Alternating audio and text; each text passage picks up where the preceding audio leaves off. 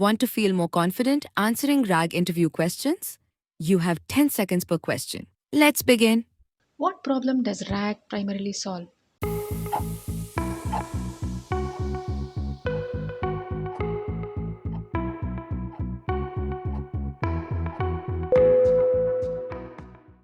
The answer is option C. Okay, so here's the thing about a plain LLM. Think of it like a friend who read basically the entire internet, but then got locked in a room with no phone, no news, nothing, since the day their training ended. Ask them something from the last week or something private like your company's internal policy, and they'll either shrug or worse, just confidently make something up.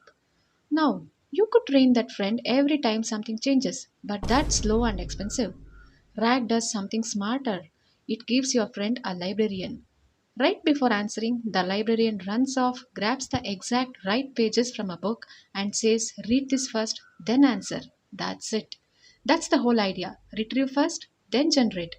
And that's why you see RAG everywhere now. Support bots that need this week's product update, or a legal assistant that has to quote your actual contract. You are not stuffing knowledge into the model's brain, you are just handing it the right page at the right moment, like an open book exam instead of a closed book one. Why would you choose RAG over simply fine tuning a model on your company's documents?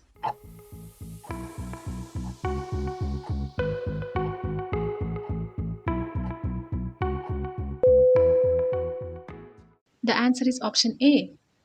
Let's compare two ways of training an employee. Option 1: every time a policy changes, you send them back through a rigorous 6-month training course. That's fine tuning. You're literally retraining the model's brain. Option 2: you just hand them a tab, and whenever a customer asks something, they'll pull up the latest document instantly. And that's RAG. Obviously, option 2 wins when things change often: prices, policies, this week's ticket queue, etc. Fine tuning is slow, costs real GPU money, and can actually make the model forget other stuff it used to know. RAG just means updating a document store and a new file, and boom, it's usable next query. But here's the bigger reason people love RAG: traceability. If the bot says returns are accepted within 30 days, it can literally show you which paragraph that came from. Try asking a fine tuned model to prove where a Who is the fact came from. source? You can't. It's baked into millions of invisible numbers. That's exactly why banks, hospitals, law firms all lean toward RAG. In a basic RAG pipeline, what are the two core components working together?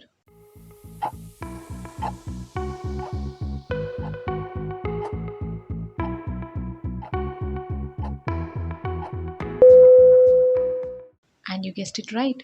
The answer is D. Picture a courtroom for a second. The retriever is the paralegal, runs to the archive, pulls the exact case files relevant to today. The generator is the lawyer, takes those files and actually argues the case out loud in fluent, persuasive language. Neither one works alone, right? A paralegal who just dumps files on the desk with zero argument, that's basically old school Google, just links and no real answer. And a lawyer with a great voice but no case files. They'll just make stuff up from a vague memory. That's a plain LLM hallucinating. RAG puts both together. The retriever, usually a vector search system, scans your documents and grabs the most relevant chunks. Then the generator, the actual LLM, it reads those chunks and writes a proper answer. And here's the cool part: you can upgrade either one separately: better paralegal or better lawyer. You don't need to rebuild the whole firm every time. What is an embedding in the context of RAG?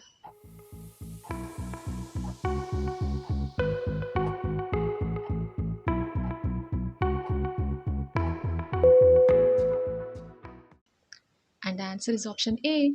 So imagine you had to plot every movie you have watched on a map. One axis for how funny, one for how scary, and one for how romantic. Hundreds of axes like that. Two rom-coms would land close together even with totally different titles. Horror movies cluster somewhere else entirely. That's basically what an embedding is. A small model converts a sentence into a list of numbers, a vector, positioned in this giant meaning space. Text with similar meaning ends up near each other, even with completely different words. The cat sat on the mat, and the feline rested on the rug. Those land close together, even though they don't share a single important word. This is the trick that makes RAG smarter than plain keyword search. Ask how do I get my money back? And keyword search might totally miss a document titled refund policy because those exact words never appear. Embeddings catch it anyway because they are built on meaning and not spelling. What is the main purpose of a vector database in a RAG system?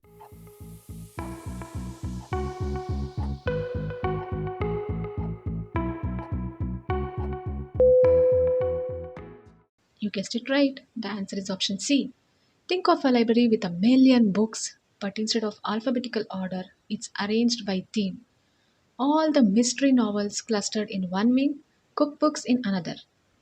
Walk in holding a book you loved, and the librarian instantly points you to the shelf right next to it because the layout mirrors similarity. That's a vector database, except with embeddings instead of books. Once every chunk of your documents becomes a vector, you need somewhere to store millions of them and search through them in milliseconds. A regular database is built for exact matches. Find row ID 42. It's terrible at find the 5 vectors closest to this one because checking every entry one by one would be painfully slow at scale. Vector databases like Pinecone, Chroma, use special shortcuts to find nearest neighbors almost instantly. That's literally why a RAG chatbot feels instant even though it's technically searching your entire company's documentation behind the scenes. Why do RAG systems break documents into chunks before storing them?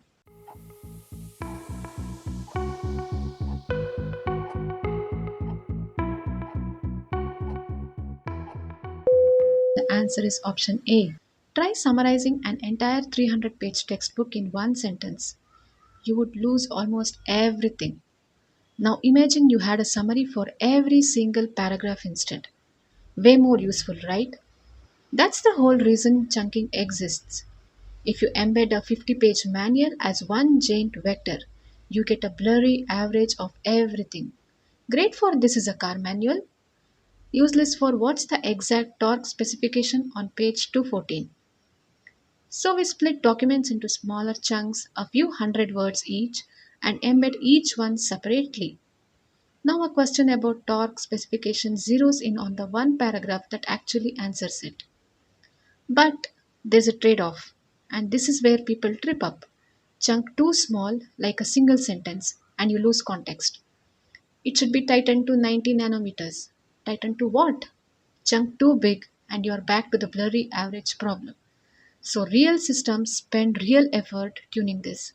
Usually 200 to 500 words a chunk, plus a trick called overlap. What does cosine similarity measure when comparing two embeddings?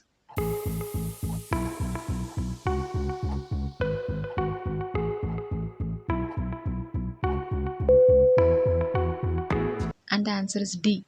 Picture two arrows shooting out from a compass. If they point in almost the same direction, you would say they are aligned, even if one arrow is drawn twice as long as the other. Length does not matter here, only direction. That's cosine similarity. It measures the angle between two vectors, ignoring how long they are, giving a score from -1 to 1. Why does this matter? Because a long rambling paragraph and a short punchy sentence can mean exactly the same thing, even if their vectors differ in length just because one is more wordy. Cosine similarity correctly says same meaning as long as they point the same direction. Think of matching people by shared interests, not by how much they talk. Two people can both love hiking and sci fi, same direction, even if one's a chatterbox and the other says two words. That's exactly how a retriever scans your query against every chunk in the database. It's comparing direction and not volume. When choosing an embedding model for a RAG system, which factor matters the most?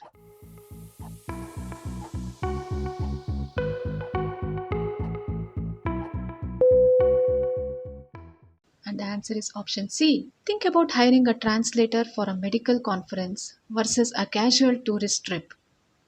A generalist translator might completely mix up benign and malignant. You would want someone trained specifically on that vocabulary.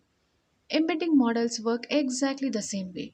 A general model might blur medical terms together that a domain specific one would place correctly. Then there's the size trade off. A bigger embedding gives you more nuance but costs more to store and search across millions of chunks. Kind of like choosing between a detailed 4K photo and a compressed thumbnail. You can't load a million 4K photos as fast. And here's a common mix up. Your embedding model does not need match your generator model. Use a small cheap model just for search, then hand the results to a completely different, more powerful LLM to actually write the answer. Fast Courier fetches the documents, your best writer turns them into the final report. They don't need to be the same person. Why can't you just stuff your entire knowledge base into LLM's prompt instead of using retrieval?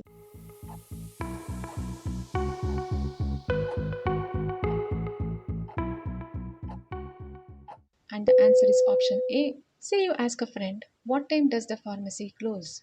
And instead of answering, they hand you an entire 500-page encyclopedia and go off. It's in there somewhere, technically true, but massively unhelpful. LLMs have a context window, a cap on how much text they can process at once. Even models with huge windows run into two real problems if you just dump everything in there. First, it's the cost. Most providers charge per token, so you are paying for a ton of stuff that never even gets used. Second, and sneakier, LLMs suffer from lost in the middle syndrome. They pay less attention to the facts buried in the middle of a huge prompt compared to the stuff near the start or end, so the actual answer can get drowned out by noise. That's the whole point of retrieval. Instead of the whole encyclopedia, the retriever hands over just 3 to 4 most irrelevant paragraphs. Sticky note with the exact page number instead of the entire book. What is hybrid search in RAG? And why is it often better than pure vector search alone?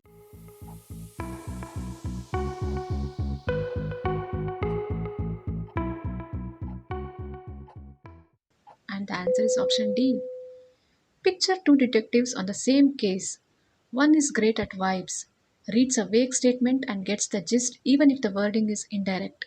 The other one is obsessed with exact facts, serial numbers, dates, code, stuff that has to match exactly. A good investigation needs both. Pure vector search is that first detective. Great at intent, so how do I cancel my membership? Correctly finds a document titled Ending Your Subscription even with zero word overlap. But it can stumble on exact things like a product code. The embedding just treats that as a vague string and might not prioritize it properly. That's where keyword search BM25 comes in. It nails exact terms and rare jargon. Hybrid search just runs both in parallel and merges the results. So you get the flexibility of meaning search plus the precision of exact match search. Basically, every serious production system does this now because real questions are messy, sometimes vague, sometimes razor precise.